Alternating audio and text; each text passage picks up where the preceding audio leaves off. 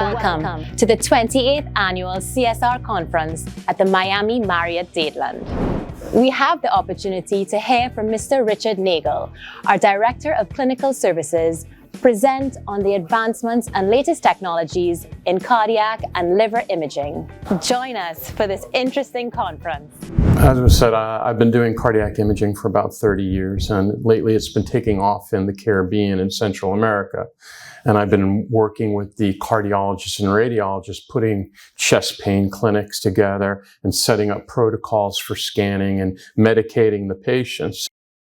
So are any of you involved with any interventional studies like Y90 studies yet? Embolization of liver tumors at your facilities? You are. Of course you are. It's becoming very prevalent lately. Like not just the Fuji workstation, Terra Econ, Vital Images, GE, Siemens, all have applications. Not many of them have like a standalone, but a lot of interventional groups now, whether it be for liver or renals or pancreatic, they have their own little workstation now where they do the post-processing for these specific studies, right? The most important part of being able to plan for a Y90 study is making sure that you've got the best data possible, right? It doesn't necessarily mean that you need the best CT scanner in the world, the fastest CT scanner in the world. I've done this on 16 slices and 64s. The study I'm going to show you when we're all done was done 3 weeks ago on a 128. And it was a fantastic study. Unfortunately it was a volunteer at a site that I was doing, and it was a doctor that decided he wanted to get his abdomen scanned, and we found a very large malignant tumor in his liver. So we were able to, he gave us permission to anonymize it and use it as a teaching file. So that'll be one of the things that I go over. He wasn't a radiologist, he was a pediatrician, so you guys are all right. 4-phase, 4-phase, 4-phase. Are you doing multiple phase livers right now on your, yeah?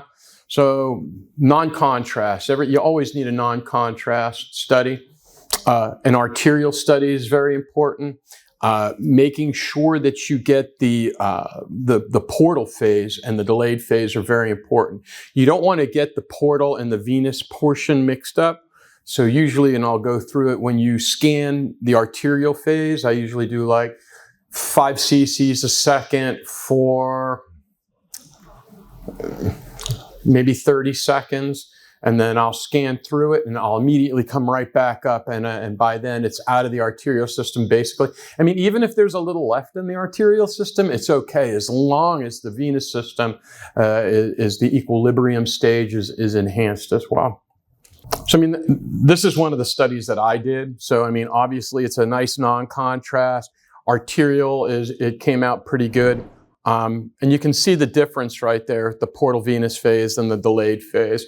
And when we go through it, as we're looking at it on a workstation or doing the post-processing, you can't appreciate the value of the timing of these studies unless you really need those images all stacked on top of each other to be able to pull out the different arteries, veins, porta hepatis, IVC. I mean, the IVC is pulled out on the non-enhanced study. So we'll go through that as well. Obviously, I don't need to, I've used this slide for other folks, not radiologists. You obviously know the difference between all the different carcinomas and what the benefits are of using multiple phases for hemangiomas and seeing if something fills up with contrast or doesn't.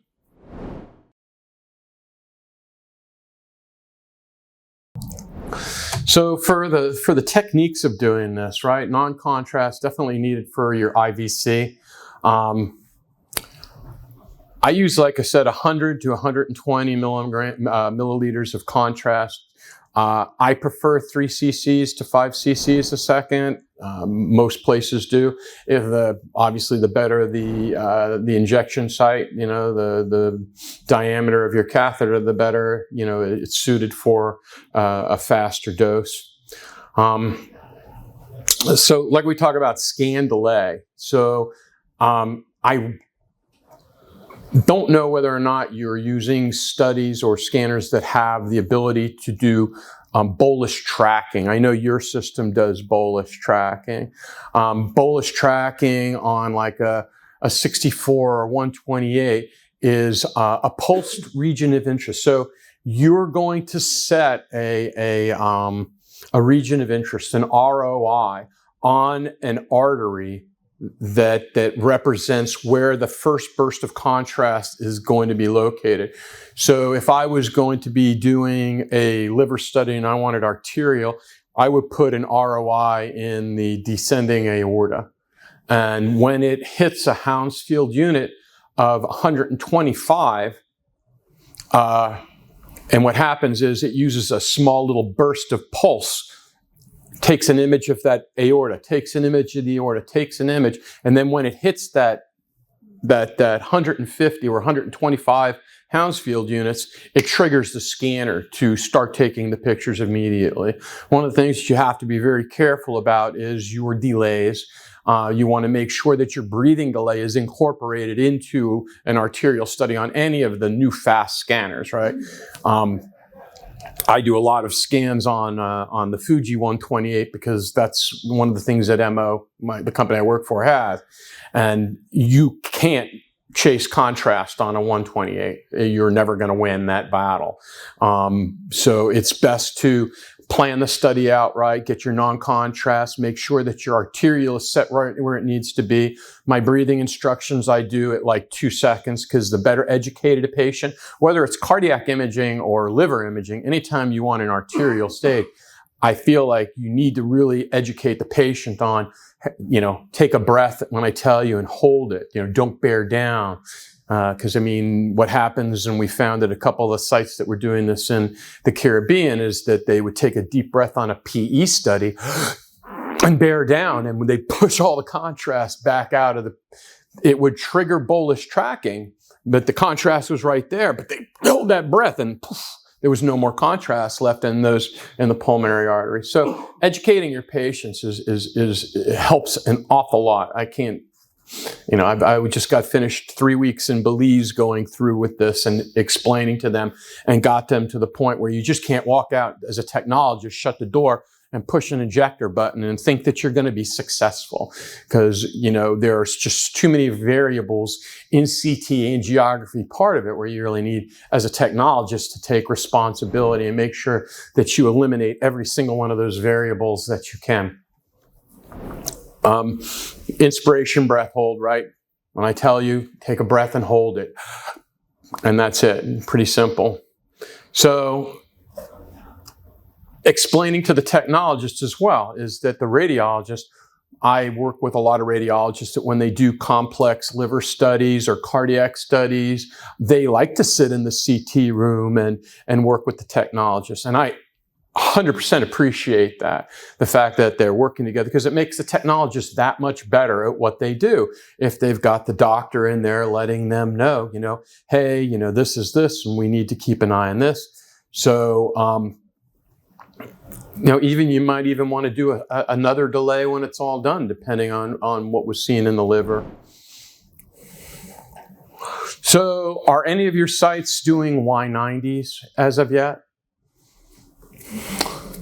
So Y90 is an embolization of a radioactive isotope that's usually put into little dispersed BBs, glass beads, whatever it may be, and they are put into the liver to fight or to kill that particular tumor. It's becoming a more and more popular study with interventional radiologists, and it's been very effective. So it's a radioactive nucleotide. So I would get home, do a little research on that. It's extremely easy to do these studies and plan out a Y90 study for your radiologist. Can you calculate the volume of the tumor with your? We're going to have fun with that. You set me up with that. So I have it already. I have a study that I've already loaded up on there of a tumor that we're going to take a look at. We're going to load it up and we're going to see about doing the volume. back in the day, 3 years ago, some sites, there are still some sites that have 3D labs, right? 3D lab is where they have a technologist rotate through sitting at a specific workstation, right? I covered the Cleveland Clinic and Johns Hopkins for years, and I could go into the Cleveland Clinic tomorrow up to their 3D lab, and they've got Siemens here, GE here, Terracon here, Fuji over here.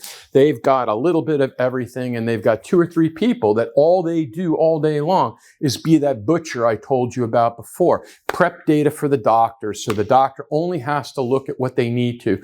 You're not going to open up 3D on 90% of the studies that you do, but the one study that you would like to have that bookmark that opens up exactly where you need it to be. So that's what these 3D labs are doing. The way they've been doing this for years is they take a liver study. So here's a liver study. And what the technologists will do is they will draw an ROI around every single image. And what they do with that is that's what they use. And once it's all finished, they click extract. And when it extracts, it gives you the volume of the liver. Is it 100% accurate? If you are using a 128, 256, and you're ending up with maybe 600 images of the liver, maybe 300 or 400 images of the liver, that's 300 images that the technologist is going to end up circling as they go through it. Or if the study or the program they're using has the ability to interpolate between slices, right? Then it can hopefully, but when you interpolate between slices, what happens is you get steppy data, right? So the problem that the interventional radiologists that I've worked with and the liver surgeons that I've worked with, because they're involved with it as well, they want the exact volume because there's a fine line between dosing a patient to kill the tumor, not killing the tumor because they didn't give enough, or giving the patient too much. So obviously a radiologist is always going to take the air of caution and give the less amount as not to hurt the patient. But if they don't have the exact numbers of the liver, maybe the different segments, 8 segments of the liver, you're not going to get a fully accurate, and there aren't a whole lot of companies that do a fairly good job at this. So if I was going to come over here, and here you can see I label everything: arterial, equilibrium, and portal. I teach every single person that I train in CT. And it's interesting because a lot of the places that I go to in the Caribbean, I'm teaching them CT and CT principle and how to do studies because they had maybe a 4-slice scanner before, and moving to a Maserati from there, there's a curve that we need to cross. So I end up working with them to learn how to perform these exams and sitting with them. A silly little note, right? You know, I work with Fuji's most of the stuff. I don't advertise them. But my customers usually joke around saying, if you buy Fuji, you get rich. I'm rich. So, and I get calls on WhatsApp every weekend, and they reach out to me, and I keep groups of all my CT techs. And that's the one thing that I offer, is the fact that I like that they do everything the way that I taught them to do it. They don't go out and do things on their own. If I tell them to label things a specific way, if I tell them position things a specific way, if I set up the injector, because I have to set up all of the injectors as well, I'll set the injectors all up with all of my protocols. So I know when I say, did you use the 4-phase liver that I set up? Yes, Rich, we did. I know exactly every step. So it makes it easier for me if they upload that to my what we call a box, which is a cloud where you can anonymize data, and I can pull it down and find out if there was something wrong with it. Or if a lot of the sites will take a phone and they'll put it on WhatsApp video, and I'll watch what they're doing on the screen, or see if there was an error or something I need to adjust. But I digress. So if I come over here and I select these 3 studies, I come over to my application. It's an abdominal application. It's a liver. And this is starting a study completely from scratch. So the system says, hey, is this late artery? Is this portal? Is this equilibrium? You can change them if you want. I can also add in an MRCP as well. So if I say, yeah, that's perfect right there, it automatically extracts the liver. So if I come over here to the axial image, remember what we were talking about if you're using a human and they're circling things that you're going to have an uneven stepping? There is no uneven stepping on this study at all. I mean, it's as exact as you could probably get with this.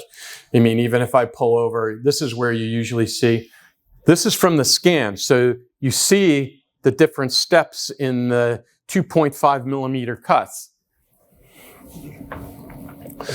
So now what I would do is I will come over to the next button over on the top. Remember what I told you. Most workstations or programs say, hey, we're going this way. So we did the liver extraction. We're at the registration point. So the registration point just wants us to make sure that during the portal, the equilibrium, that there wasn't any motion, any breathing motion where the liver's in a different area. So what we would do from there is, let me open up my tools. I go to registration and I say, no, it's way off. So I can grab onto the study. I can see over here that I could probably slide that down a little bit. So I've got 2 of the 3 phases lined up for this. And once again, the technologists do this for the physicians, and I save it as a snapshot. So when the surgeon wants to go over with the radiologist, or the radiologist that's doing the Y90 study wants to do it, all they have to do is open that bookmark. So here's portal. So let's just make sure the portal lined up.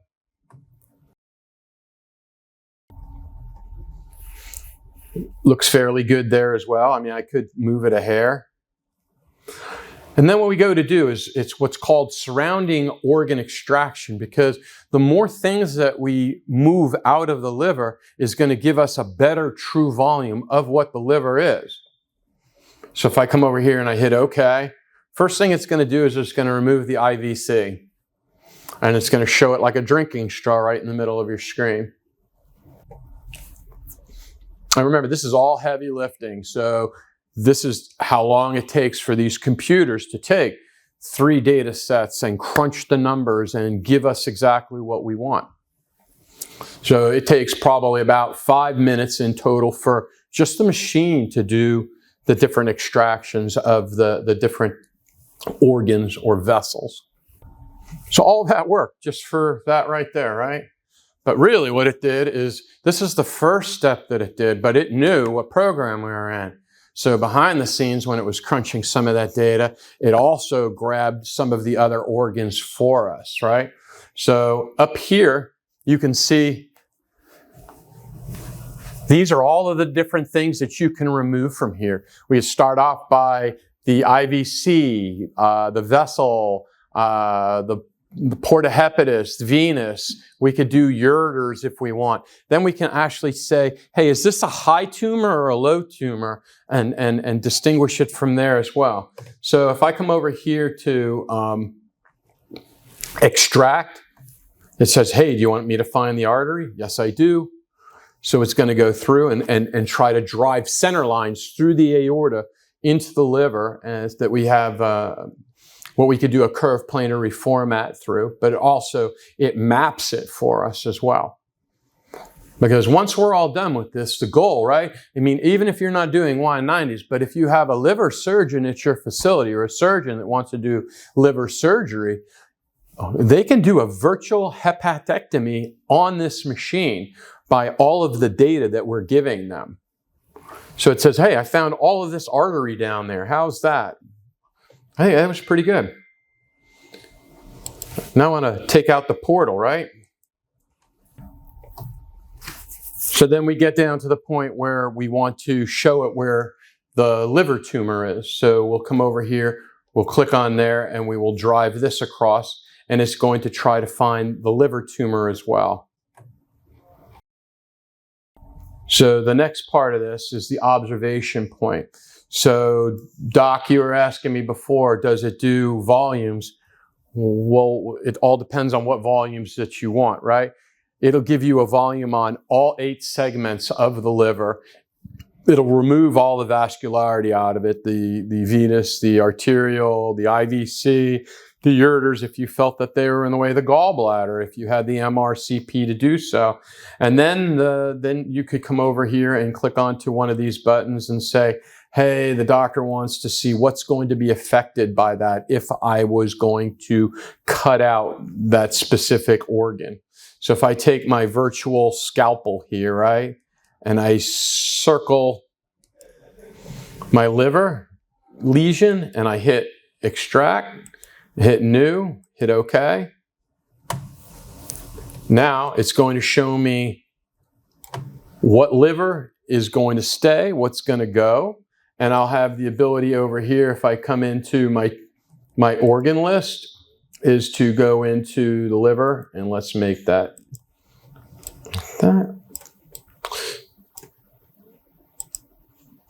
So now you'll have the measurement of what you're going to take out, what you're not going to take out. And let me hide that all together.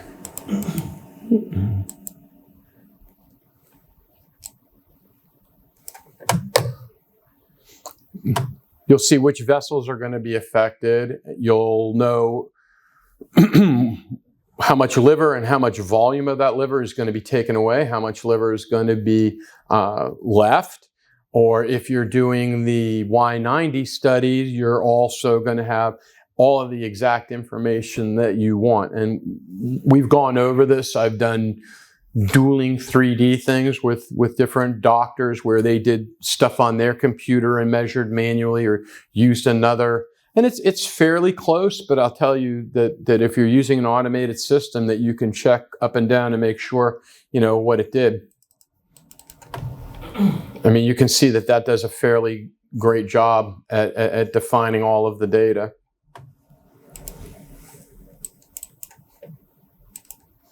Any questions on it? You said, how much of this is the doc able to do on their own? Like I get a consult for a Y90, and you want to plan your own dosing, you just go in a circle and you just pick it up, or does a tech have to do this? It's all fully automatic. I mean, you know, we went from the beginning. If I hit this big button that says reset everything, it brings me back to the lump of liver that it just extracted, right? If I wanted to get the volume of that, I could hit the volume of it right here. Or I could actually go to the next step.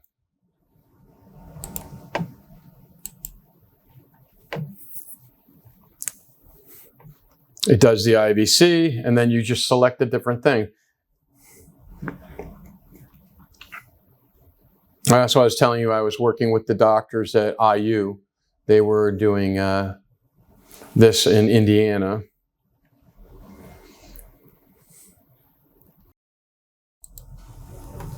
So there's the venous, right? There's the third one. So you're asking, how long does it take? The only last thing I have to do is say this is an upper tumor, right? So if I scroll up, how good does it find a tumor? So if I say, hey, the tumor's from here to here, how will that system automatically go in and grab it? That's also very important, because nobody wants to sit with a nudge tool or a circle and keep moving things out from image to image to image. And here it is.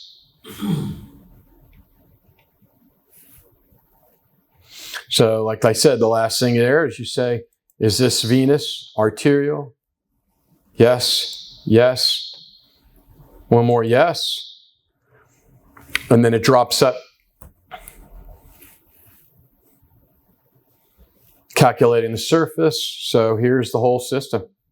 Here are all the arteries or all the veins. Well, how quickly would it be I mean, I have the total volume of the liver. Is that enough for you? Most physicians would tell me that that's not enough for them. So what they would ask me to do would be go to portal, and hit what's called a sectioning.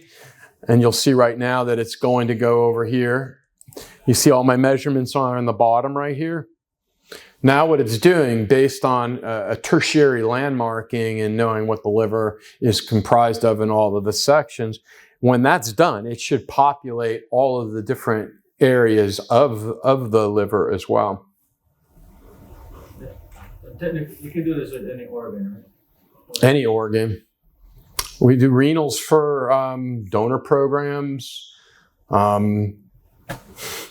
I can take tumors, I can do tumors on that. We just released pancreas, which is pretty neat as well, because, the pancreas is kind of shaped funny, and that kind of with the head on that other side. So finding that lesion on there and being able to drop the whole thing out and remove well, here you go. It's a high tumor. We have all the sections. So here's what each of the volumes are for each of those sections. And like I said before, if I come in here and say, I want to do an axial right here and say, hey, I want to move this right here because that's the tumor. I hit extract and I say, that's the new part that I want to remove. And once I hit remove, then it will come over and give me the model that the doctor wants to see. So if I see liver over here, right click.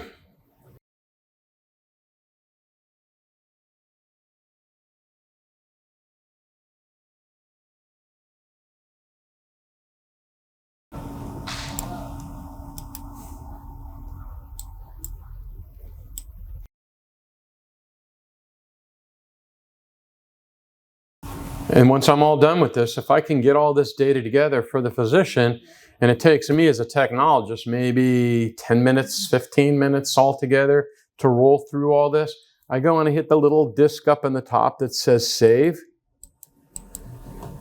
And now this is ready for any physician that wants to look at it. So the radiologist can look at it, but then when Dr. Jones calls him and goes, hey, I sent you that liver patient, I'm going to do surgery on it. Yeah, come on over or do an online session with them and you can show it to them. I mean, it's all saved as a bookmark right here. Plus, you could put reports on there. I don't know a lot of radiologists that use these types of reports, but it will have, at least the region list of suspect list of the different stuff so that you could send it over to the surgeon as well. Any more questions? All right. Well, I appreciate your time. It's been a lot of fun. I love doing this. And you're a great audience.